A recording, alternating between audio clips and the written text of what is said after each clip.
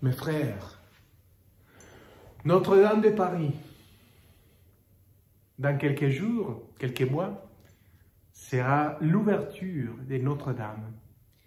Et Notre-Dame, la grande cathédrale, va accueillir des gens et l'ouverture va durer une année dans laquelle gens de tout le monde vont venir pour adorer notre Dieu, pour voir la beauté aussi, mais aussi il y aura plein de rencontres avec Dieu lui-même et avec sa maman, sa mère.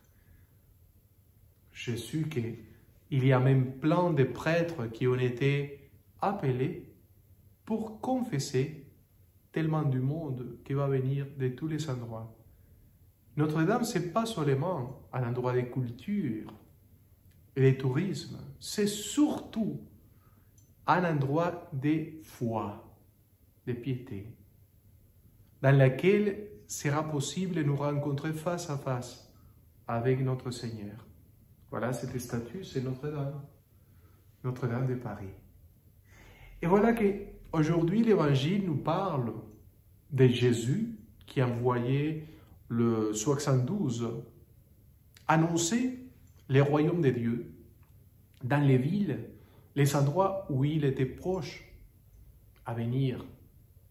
Mais vous savez, derrière ces textes, il y a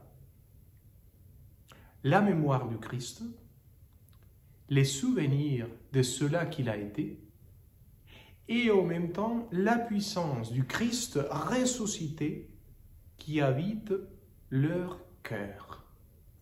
Ils se sentent, s'expérimentent habités par lui. Et au moment où l'évangile, selon Saint Luc, que c'est celui-là d'aujourd'hui, est écrit, voilà, c'était pas mal d'années qu'ils avaient vécu déjà l'expérience de la résurrection et qu'ils nourrissaient cette expérience de résurrection chaque jour avec la communauté, avec la prière, avec la charité et la pratique de la miséricorde.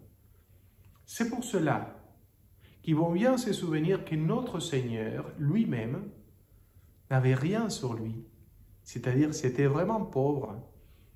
Il venait à chaque village, à chaque ville, à tout donner, sans chercher des intérêts personnels, sans chercher un salaire pour lui, pour son travail. Ben non, il travaillait gratuitement, il donnait tout, et il faisait surtout une expérience de miséricorde permanente avec ceux qui ne peuvent plus. Et voilà. Ils vont bien se souvenir de cela et ils vont dire la même chose, il faut la faire maintenant et encore tous les jours. Et la même expérience d'annoncer le royaume, c'est ils vont annoncer cela qu'ils vivent, qu'ils expérimentent.